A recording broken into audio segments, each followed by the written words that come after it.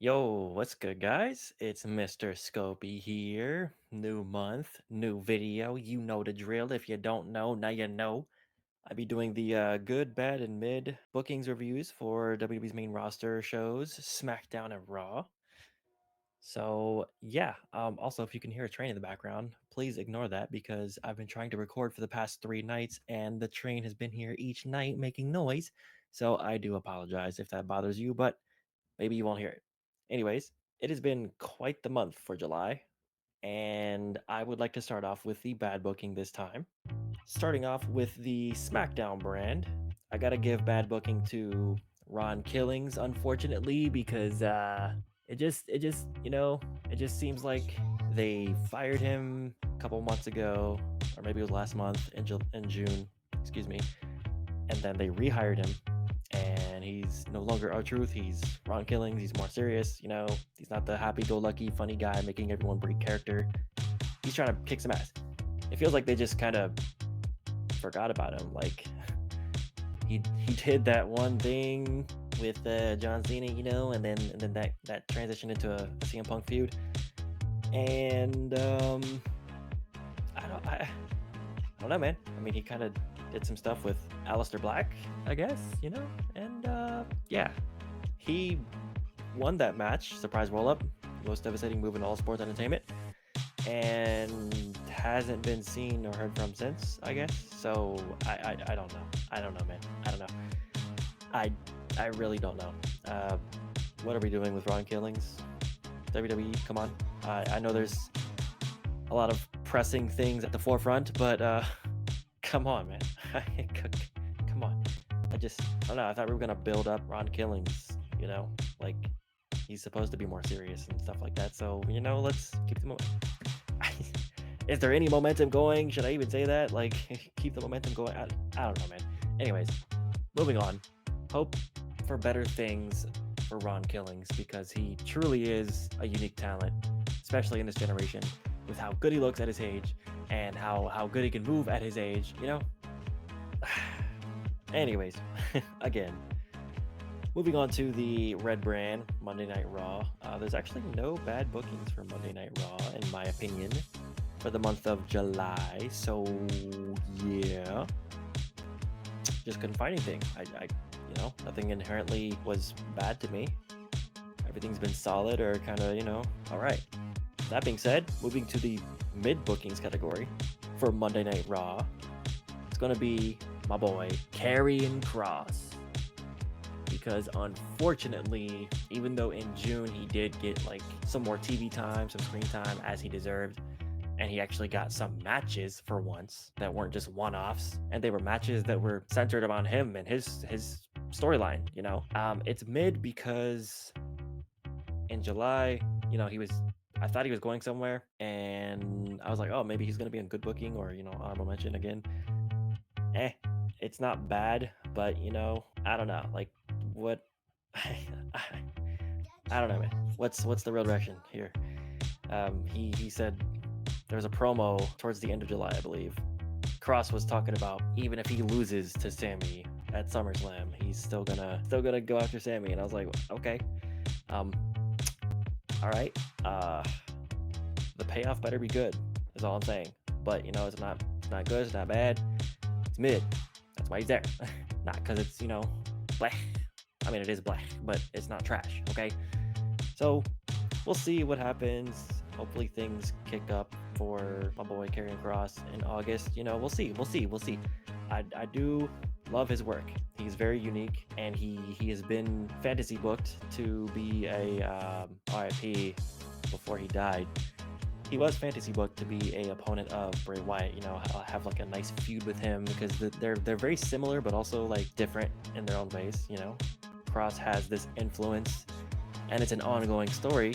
Since he came back in, I think it was like 2022, 2023. Every storyline he's been in, every feud he's been in since then, something happened. He changed his opponent's character permanently. Like he made AJ went heel after feuding with this guy, and Roman, his bloodline eventually fell, like it crumbled, drifted apart. And all Cross did was just exist in the same ring as Roman. They put the hourglass right at the apron, when Roman was in the ring, and I think Drew McIntyre was there as well. And then look at that, Cross feuded with Drew McIntyre, and look what happened to Drew. Drew became a heel. He's a bad guy. And yeah, I mean, now he's working on Sammy. So, yeah, man. Anyways, moving on to SmackDown's mid-booking. We have my boy, Damian Priest. And I do know that things are kind of just stagnant for some people. And Damian Priest is one of those people. And it sucks because he was once world champion. But hey, you can't always be at the top. You can't always be having great-ass feuds, I guess. So it is what it is. But at the same time, it's kind of like, damn, I thought he would be getting some dubs against Drew McIntyre when they were feuding, I believe it was last month or maybe in May, I think. Him and Drew had a crazy street fight.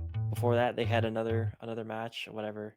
They had a few matches, and they weren't really well received by people, but I didn't mind them. But I do know that Priest can do a lot more in the ring, and he can go crazy, bro. Like, I don't know, it feels like he's just kind of tame right now. Like, he's not really, I don't know, like Aleister Black is murking his ass, and that's understandable because Aleister Black is newish, like, new/return kind of thing. So I don't know, man, but dude, Priest he's a big guy, he's a tall guy.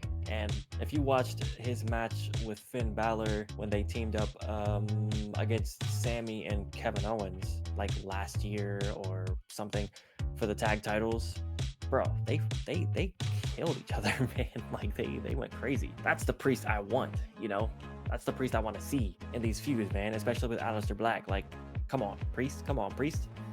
And with Drew McIntyre, I was like, bro, is this it? Is this all Priest has? Like, what happened? So yeah, it sucks to see him in this, I want to call it a tame state, I guess. Well, we'll see what happens, man. It's not good or bad, it's just kind of mid, Same deal as Raw. You should know by now. If you don't know, now you know. Now, on to the good booking side. It is a tradition now where I have a honorable mention section for the good booking. And that honorable mention section is going to be, again, for SmackDown, it's going to be John Cena. Cena has just been killing it. You know what I'm saying? It's hard not to like Cena. And when I say it's hard not to like Cena, I mean, like, right now, it's hard not to like him. He's doing some pretty good work. We've all asked for a heel turn for Cena for a while. We finally got it. You know the drill. Cool. Love seeing it. I think it's pretty good for the most part. The next peoples that receive the honorable mention are Andrade and Rey Fenix for the month of July. I don't know, man. At first it felt random for them to team up, but then I was like, yo, like, they actually have really good chemistry together, and they're fun. They're fun to watch. They just go crazy. Even if they lose, they just go crazy. Like, it's still, that's the point, right? You're supposed to entertain people and look good while doing it. So yeah, Andrade, Rey Fenix, love to see it. Now, the actual good booking slot is going to go to not one, but two people in particular, because they are also a tag team. And I'm honestly shocked to see this on my list, and I'm shocked that it even went through my notes. But the team of Alexa Bliss and Charlotte Flair. And my wrestling friends, they will know that Charlotte being on my list in the good booking slot is crazy. But hey, honestly, I've caught myself having fun watching them, like, do their thing on TV. Like, they're not friends, but they are friends. They're not a tag team, but they are a tag team. They don't care about each other, but they do care about each other. Like, I don't know, man. It's been fun. They've had some good matches already with the Judgment Day, and it's just been fun. Like, not everything needs to be super serious and real wrestler, technicality, best 5-star classic match in the ring. No, we can have fun. And that's what this is. And that's why I put them in the good booking slot, I don't know what you think of them. Let me know in the comment section below. But I think it's just been fun. And this is some pretty good work, character-wise, personality-wise, from Charlotte Flair, and ever, maybe, for me. I don't know, man. Now, for the honorable mentions on Monday Night Raw's side, we got a couple of big hitters, especially now. Io Sky. If you know me, you know I'm a big Io Sky fan. Of course, for quite a while now, a few years. Just how can you not? How can you not, man? And now she's been getting better with her promos, I would say, because she is not from America. Shocker. Who knew, right? She is literally from Tokyo, Japan. And she be cutting her promos in Japanese, which is cool. I like that. And she's also been doing some English promos as well. Of course, they're not very long, but hey, when you're learning a new language, it's kind of hard. So, of course, my girl Io Sky is an honorable mention. And then another person who has been feuding with Io Sky recently, kind of, friendly competition, right? Stephanie Vaquer. She's actually newer to the roster, and it's for many reasons. Number one, her being a very good talent in the ring, like she's pretty damn good, and the crowd loves her. She's entertaining as hell, and she's unique. She's unique. Stephanie Vaquer, Io Sky. Okay, cool. That's not it though. Another team, yes, another tag team is on this honorable mentions. It's gonna be Raquel Rodriguez and Roxanne Perez. Because it seems like Roxanne has been finding her place in this new spot in the Judgment Day, and Roxanne Perez is just amazing in the ring, on the mic. She's really good. She's really good. She puts in the work, and Raquel started working like a big lady, because she is a big lady. She's 6 foot tall. So yeah, they've just been getting better in the ring and just killing it. And I think they found their mojo as a tag team. Plus, they keep Liv Morgan in our heads, in the back of our heads, like, hey, she still exists. She's just out on injury. What's gonna happen? What does she think? They're still teasing us with that. So, of course, when Liv Morgan comes back, a literal bomb is gonna be dropped, and it's gonna be chaos, and the Judgment Day is probably gonna break up. But hey, for now, we're enjoying the ride. We're enjoying the ride. And of course, they got Dominic involved in it, because Dom cheated on Rhea with Liv Morgan, and then now Roxanne Perez, is trying to get on his good side. And then what's gonna happen? Is Dom gonna cheat on Liv with Roxanne Perez, and So yeah. Now the actual good booking slot for Monday Night Raw, in my opinion, is gonna be the Seth Rollins faction. I don't know what to call them. I really do not know what the hell to call them, but the future faction, because they always say that they're the future of the industry. Braun Breaker, Bronson Reed, young guys coming up, future of the industry, especially Braun Breaker. I mean, hey, look, I ain't gonna lie, man. These guys have really found their groove in this faction, man. Like Braun Breaker and Bronson Reed, you can tell, like you can see the transformation between like this being a new thing to them to, oh yeah, like we're a team, like duh. Just all the little things that they do in the ring, talking trash, and whatever actions they do that aren't like attacking someone, it all is a part of entertainment. It's all part of the team, and it's a part of what they do in the ring. And you can tell they have just found their groove, and they're super comfortable with where they're at right now. I know it's not part of July, but if you saw SummerSlam, you will see and hear what I'm talking about, because Braun Breaker did this thing where he was just like talking trash to Roman while he was beating up Jay, and he's like, hey, I'm gonna sing a song, and he's like, Roman sucks, Roman sucks. Like, come on, man. So that's why I believe that the Seth Rollins faction, Future Foundation, I don't really know the Future faction. That's why I believe they're in the good booking slot for me. They've just been killing it. It's fun to boo them, and that's kind of the point, right? Like, you're supposed to boo them. That's a good thing. And another thing too is for Braun, he's always like, well, not always, but he said this thing when he was talking to trash on Roman, to Roman, not on him. Good God. I think it was on a Monday Night Raw before SummerSlam, where he was like, this was yours, and this isn't your yard now. I'm the big dog.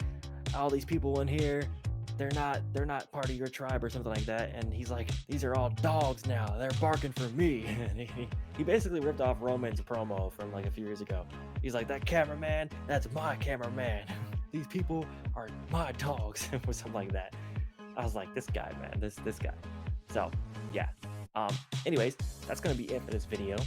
I've had enough rambling. It's a longer one than normal. I've been feeling chatty recently, so you know, just been chatting, just been rambling on in this video.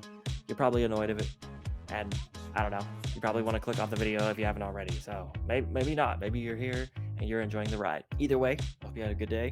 Hope you have a good week. I'll see you guys next month for this type of video, the bookings video. I've got some other stuff coming up that I'm going to be working on, so expect some Marvel Rivals content soon. Hopefully I can get it out this month, August, not July, just in case. But yeah, we'll see. Anyways, treat yourself, love yourself, don't settle for anything less than you deserve, hydrate, and have a good one. Peace, peace.